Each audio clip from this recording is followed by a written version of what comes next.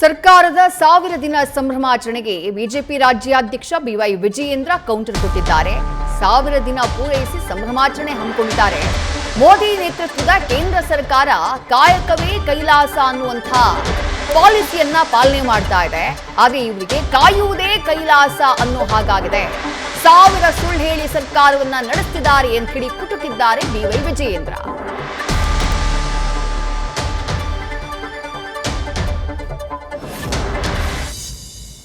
ಸನ್ಮಾನ್ಯ ಸಿದ್ದರಾಮಯ್ಯನವರ ನೇತೃತ್ವದ ಗೌರವಾನ್ವಿತ ಮುಖ್ಯಮಂತ್ರಿಗಳಾಗಿರುವಂತಹ ಸಿದ್ದರಾಮಯ್ಯನವರ ನೇತೃತ್ವದ ಕಾಂಗ್ರೆಸ್ ಸರ್ಕಾರ 1000 ದಿನಗಳ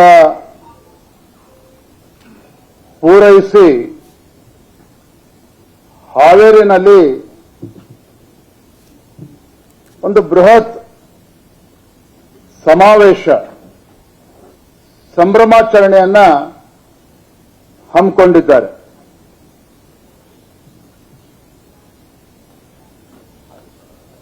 ಒಂದು ಕಡೆ ಕೇಂದ್ರದಲ್ಲಿ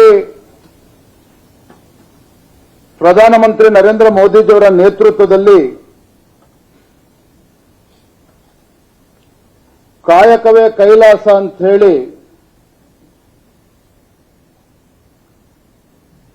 ದೇಶವನ್ನ ಸರಿದಾರಿಯಲ್ಲಿ ತೆಗೆದುಕೊಂಡು ಹೋಗ್ತಕ್ಕಂಥ ಒಂದು ಕೆಲಸವನ್ನ ಮಾಡ್ತಾ ಇದ್ರೆ,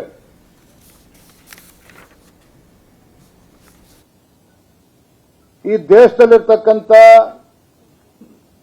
ಬಡವರು, ರೈತರು, ಮಹಿಳೆಯರು, ಯುವಕರು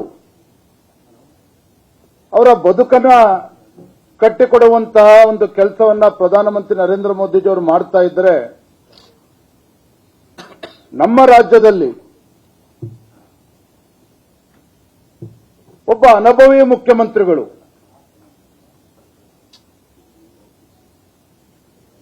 ರಾಜ್ಯದಲ್ಲಿ ಉಪಮುಖ್ಯಮಂತ್ರಿಗಳಾಗಿ ಮುಖ್ಯಮಂತ್ರಿಗಳಾಗಿ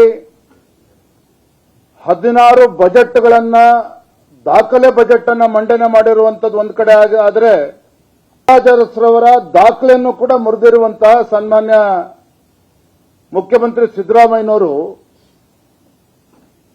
ಅವರ ಯೋಜನೆಗಳು ಹೇಗಿದೆ ಅಂತ ಹೇಳಿದ್ರೆ,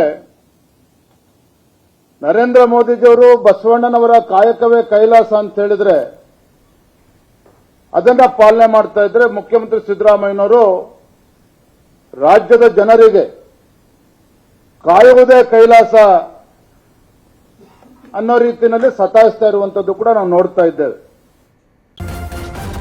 ನ್ಯೂಸ್ ಫಸ್ಟ್ ನಿರ್ಭೀತಿಯಿಂದ ನಿಮ್ಮ ಪರವಾಗಿ.